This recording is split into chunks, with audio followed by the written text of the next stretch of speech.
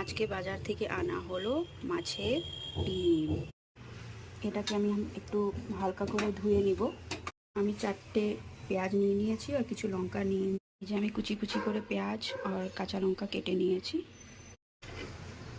এখন আমি পেঁয়াজগুলোকে ডিমের সাথে ভালো করে মিশিয়ে নিব। ঢেলে দিয়েছি আমি পেঁয়াজগুলো। এখন এটার মধ্যে আমি লবণ মেশাবো, হলুদ দিলাম আর একটু শুকনো লঙ্কার গুঁড়ো দিলাম। এখন এটা আমি ভালো করে মিক্স করব।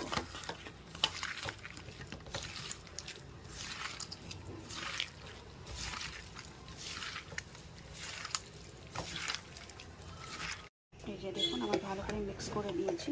এখন আমি একটুখানি সুজি দিব এর ভিতরে। সুজি দিলে একটু ক্রিস্পি হয়, সুজি দিয়ে দিলাম। আর একটু চালের গুঁড়ো দিব।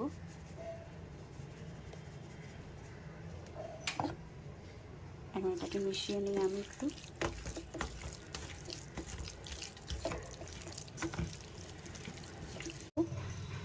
আপনারা রিফাইন্ড অয়েলও ইউজ করতে পারেন বা সরষের তেল। আমি সরষের তেলই ইউজ করলাম।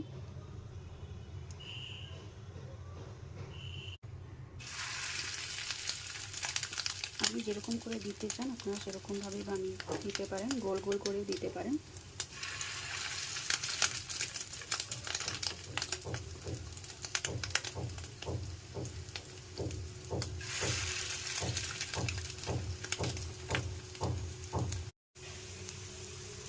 এক সাইডে ভাজা হোক, তারপর আমি একটাকে উল্টাবো। এই যে দেখেন কি সুন্দর ভাজা হয়েছে না? দেখুন কি সুন্দর ভাজা হয়েছে। এখন দেখি আমি উল্টে এই সাইডটা হয়েছে কিনা। এই যে দেখুন এই সাইডটাই প্রায় হয়ে গেছে। এই যে ভাজা। এখন আমি এটাকেও তুলে নিব।